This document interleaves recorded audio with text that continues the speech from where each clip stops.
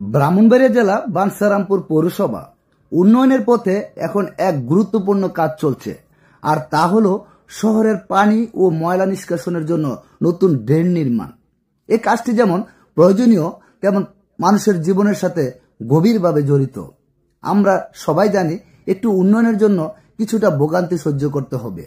আজকে হয়তো যাতায়াতের কষ্ট হচ্ছে, ধুলোবালি ও কাদা আমাদের পথ আটকে দিচ্ছে, কিন্তু আগামী দিনের জন্য এই কাজগুলো হবে আমাদের স্বস্তির নিঃশ্বাস। 4 মাসের মধ্যে এই কাজটি সম্পন্ন হওয়ার কথা। এখনো অনেক সময় বাকি রয়েছে। ইনশাআল্লাহ বাকি কাজও শীঘ্রই শেষ হয়ে যাবে।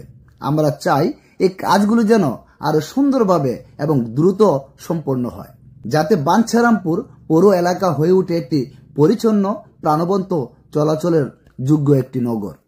আমরা ধন্যবাদ জানাই পৌর কর্তৃপক্ষকে, সেই সব শ্রমজীবী ভাইদের যারা দিনরাত পরিশ্রম করে উন্নয়নের কাজে অংশ নিয়েছেন। আজকের এই সাময়িক কষ্ট আগামী দিনের সুন্দর বাঞ্ছারামপুর গড়ে উঠবে।